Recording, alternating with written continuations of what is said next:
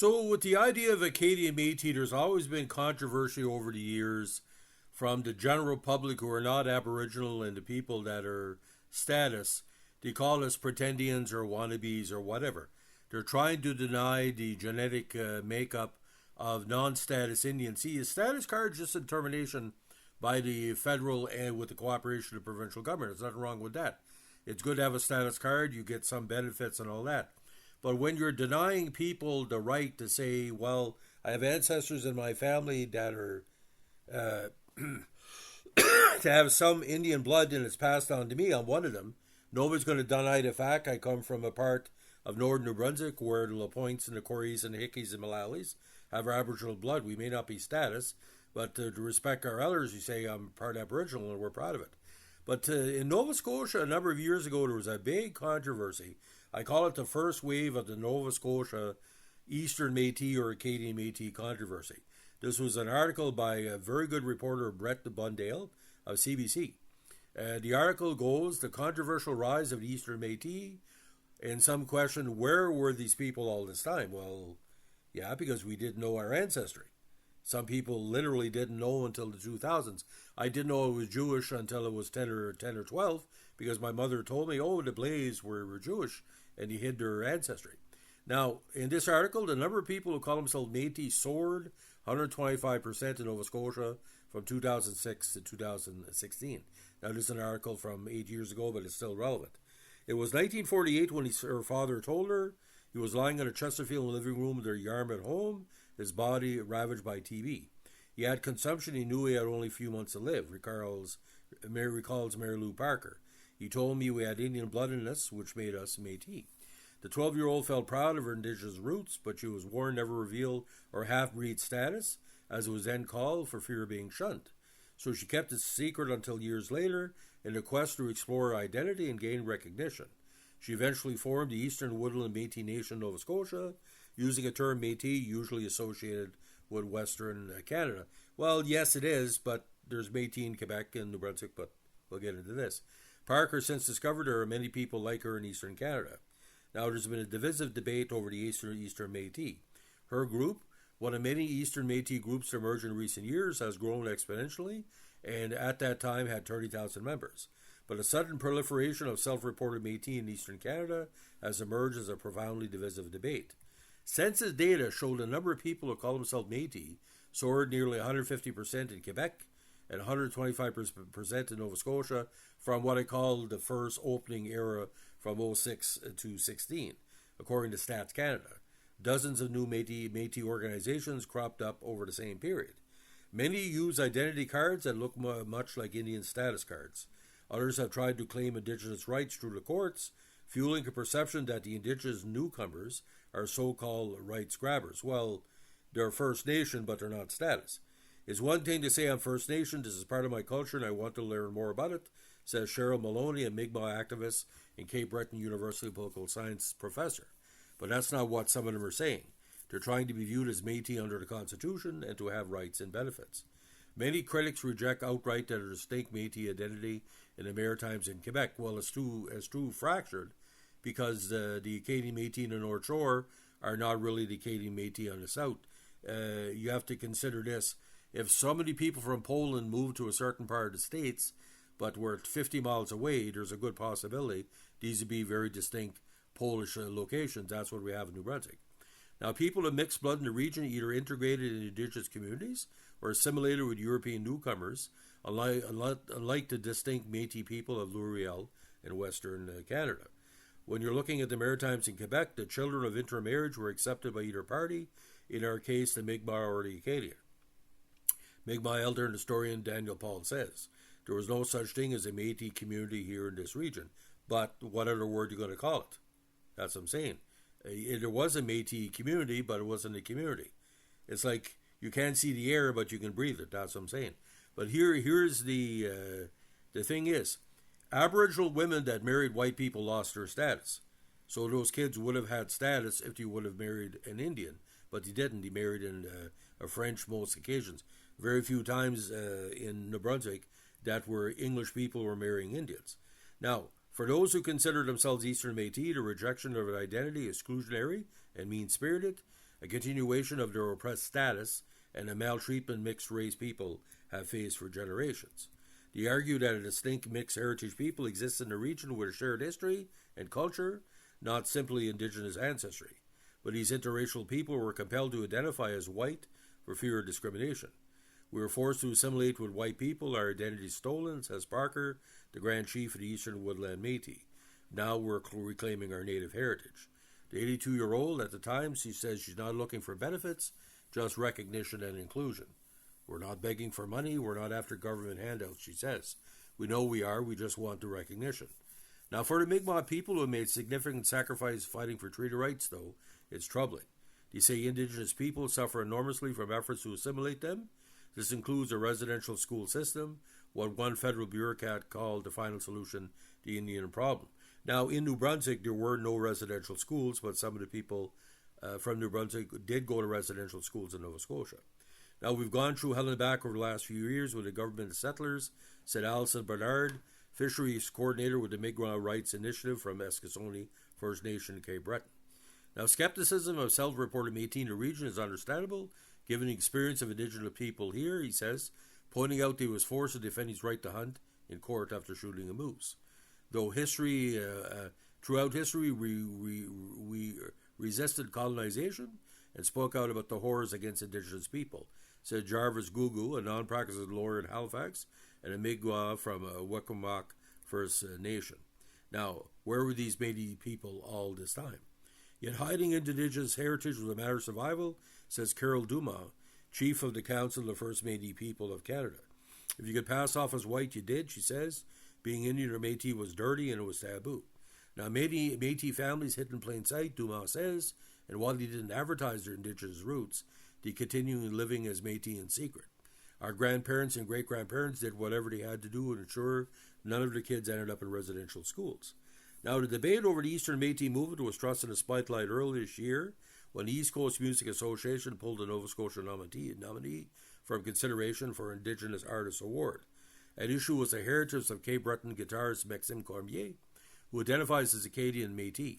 His name was withdrawn from the Indigenous Artist of the Year category after questions surfaced about his background. Dumas says revoking the nomination was reckless and unfair. The Métis people are the only people who have to lay out their pedigree and prove their identity in Canada. But Gugu says jobs, education, awards programs geared towards Indigenous peoples are an important piece of reconciliation. He says having newly identified Métis flood these programs is a step backwards. It's worsening the problem because these organizations think they're doing their part for reconciliation. Now, the nomination controversy is a microcosm of the maelstrom of debate surrounding the Eastern Métis. Now, American anthropologist Cirque Sturm uses the term race shifting to describe white Americans identified as Cherokee to reclaim or create something they feel they have lost or opt out of mainstream white society. Daryl LaRue, associate professor at St. Mary's University in Halifax, draws parallels between the new Cherokee communities in the States and Métis groups in Eastern Canada. He questions whether having an ancestor from the 1600s makes one Indigenous today, especially when there are no cultural or historical attachments to Indigenous ancestry. Now, LaRue points out that his own genealogy includes Mohawk and Algonquin ancestors, but that doesn't make him Indigenous, he says. Yet some of his relatives are claiming to be Métis, creating a rift in his family. Often there's only one person in the family claiming Métis identity. Even their kin are not on board with what they're doing. In a journal article he wrote with Alberta academic Adam Gaudry, White Settler Revision and Making Métis Everywhere, LaRue identifies the tactical use of long ago racial mixing to reimagine a Métis identity. Now, LaRue notes the spikes in self-identified Métis populations followed court decisions recognizing treaty rights.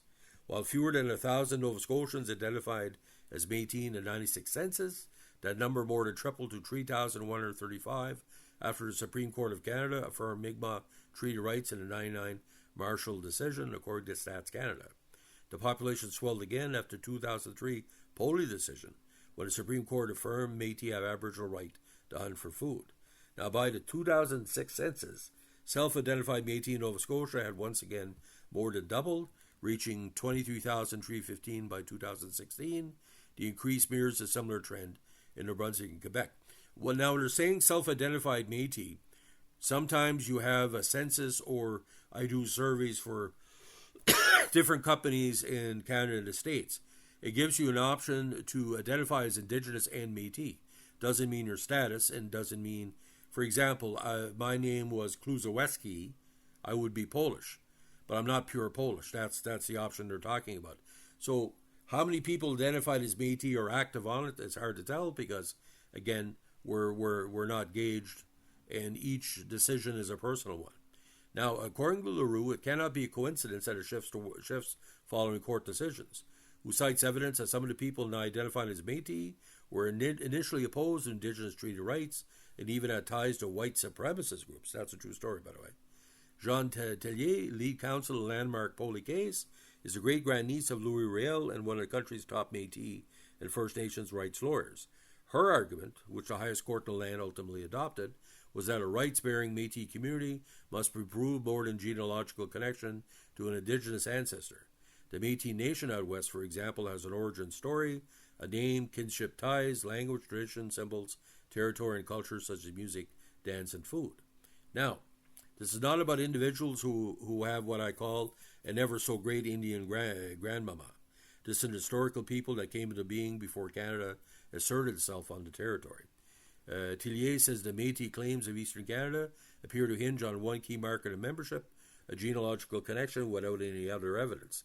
Sometimes these people in Eastern Canada rest their entire claim on a 400-year connection to one First Nation woman.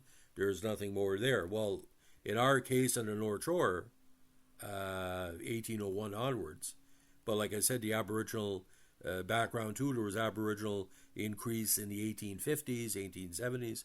It depends, it would vary, because the Audette de la Pointe would landed, and a lot of them, but look at the La Pointes in the 20th century in our part of New Brunswick. My great-grandfather was Aboriginal, had 25 kids, there's over 500 ancestors, so it comes in waves. Now, around 20 court cases have been launched by self-reported Métis in the region claiming Aboriginal rights. Each of them has failed, Tillier says. In one decision, a judge said it would be easier to nail Jello to the wall than find evidence support the claim, she says. I think they're concocting a story out of thin air. But some researchers studying the phenomena argue there is empirical and archival evidence that support the existence of Eastern Métis. Daphne Williamson, an Aboriginal lawyer who works with the Nova Scotia Wampanoag community and the Acadian Metis groups in the province, says the community didn't disappear, it was disrupted and dispersed during the Acadian expulsion. Still, she argues that their identity, language, culture, and sense of community persists to the present day. Sébastien Mellet, assistant professor at Carleton University, says genealogical data shows southwest Nova Scotia had three communities: First Nations people, pure-blood Acadian settlers, and the Sang Malay or mixed blood. The so-called pure Acadians of white descent didn't want to marry the Acadians with Indian blood. So Métis people distinctive from the Acadian in the Mi'kmaq form, Malay says. There can be an invisible community due to stigma. They have a long history of being stigmatized due to their heritage being told they don't exist. Now, Melly admits some Eastern Métis may be motivated by hunting and fishing treaty rights, but he said the constitution of certain Métis groups have the stated objective of not interfering with Mi'kmaq rights. I certainly can't vouch for everyone, he says, but there are many Métis who feel aligned with their Mi'kmaq roots and feel a friendship and closeness to a First Nations, and you just want their identity recognized. Now, some of the Métis groups, though, have issued membership cards that look like Indian status cards and are using them to receive benefits. It's a problem Métis activists acknowledge, but they argue it's an isolated issue that doesn't represent the vast majority of Eastern Métis. People see the newly identified Métis as trying to cash in a distant ancestry, but that's wrong, says Christian Boudreau, a director of l'Association des Acadian Metis sur-Iroquois. I don't agree with taking any benefits away from the Mi'kmaq. The federal government says it's aware of concerns with the cards and has received a number of inquiries on the issue. While these cards convey membership to an organization, they do not confer Indian status, nor do they confer rights and benefits linked explicitly to Indian status. Stephanie Palma, spokeswoman for Indigenous and Northern Affairs Canada, said in an email, the government takes allegations and complaints related to the misuse of Indian status cards very seriously. So, ladies and gentlemen, like I said, whether it be Métis status cards or standing up or being confronted like I was by a worker at the Walmart in Frankton said you're just a wannabe. And like I said, some Aboriginal people go 0 to 60, some Métis people go 0 to 60, some allies go 0 to 60. But it comes down to this: you cannot determine one section of Nova Scotia as Acadian Metis is similar to New Brunswick. Again, Elsipogtog, Pabineau, Ile-Robar, Maria, Tobic, Listugush. There's a big mixture. Some of the Listugush on reserve people are related to New Brunswick, some are related to Quebec, and some are white people in the system. Pabineau, some of the status Indians there have Acadian Métis in their extended families. Give an example. Terry Richardson, chief of Pabineau, is related to everybody in Gravel Hill and some people in Lorne and Jacket River who have Aboriginal ancestry in the back. He's more direct, but he's related to the Lapointes and the Morarties and different families through marriage or whatever. He's Aboriginal, but again, everybody in his extended family who is not status is Acadian Métis because the Lapointes, the Hickeys, Malalis, whatever, the Pelches, the Goodens, it adds up. So, ladies and gentlemen, that's a little bit of history. I know it's a broad subject. The only way you can teach about history is to take every side. I'm a big supporter of the Jackie Vautour case at Kucherbaquak because it was an injustice done to him. Yes, he's Acadian Métis, I don't deny that. But like I said, his case down there, it's more of a section. You need a remediation of what happened to him. Their land was expropriated. And that should never happen to any group, be it white, black, purple, blue, whatever. But ladies and gentlemen, it's a very complex issue. I've been covering this for 41 years. My boots have been on the ground talking to people, status, non-status. Some Aboriginal people don't give a shit. Some Aboriginal chief think we're a bunch of bullshitters. And like I said, they see something in the news like this article and you think everybody that's a proud Acadian Métis wants something. I don't want anything. I don't want any Métis status cards. I don't want any rights. I just want to say I'm proud that my ancestry is Jewish, it's Irish, it's Scottish, it's Aboriginal on both sides. There's no Maliseet as Mi'kmaq. Maliseet's a different ballgame, but if I had Maliseet in my family, I'd be proud. But the idea, ladies and gentlemen, we should stop fighting with each other and try to find the best cooperative agreement. But see, nowadays in these conspiracy, left-wing, right-wing cults that people belong to, like people talking about weather modification and how the Leafs are being stopped from winning the cup and, talking about wokeism. You don't even know what woke is. Like I said, they're using buzzwords or using cliches. And you see people that get in these deep dive in these, independent thought. They're not journalists. They don't do the research. They basically want to be part of something because that's what Trump offers and that's what Trudeau offers. Because a left-wing or right-wing cult, you think you know best. Like, the only way you can solve something is try to take a middle-of-the-road approach. Take the best from column A, the best from column B, and get along. That's why Trump rose, because Trump ties into white supremacy and like what he called some Canadians want to be American, think about taking up for Trump. That Trump's going to take over Canada and stop the French. The rise of Blaine Higgs of Core, the English-speaking Canadians in New Brunswick. The Buster Assel case up in Batters, making their own flag. Life's complex. But when it comes down to it, New Brunswick is a province where we've had Aboriginal people ancestry. They're not status. How many they are, it's hard to count, because if you took DNA, not talking about the 50,000 people that moved to New Brunswick in recent years, Ontario, immigrants working, you take the 750,000 people, maybe of 2014 to this 2016, you did all their DNA, I would figure to be 50,000 people. Would not be status, but we have Acadian Métis or Maliseet or Mi'kmaq blood. I can guarantee, because that was the only women that were having children when the French arrived in some other communities, right? Because the Catholics and Protestants didn't intermix. That's the way it goes. So, ladies and gentlemen, thanks for listening to this latest podcast and some of the history. We're going to do an encyclopedia podcast on the Acadian Métis file. I don't call it Eastern Metis, I call it the Acadian Métis, because it makes a lot more sense. Because I don't think white people were sleeping with Indians in Nova Scotia to the level, because most of them were Acadians way back. if you look at the names. So thanks for listening. Give us a like, comment, subscribe, or share.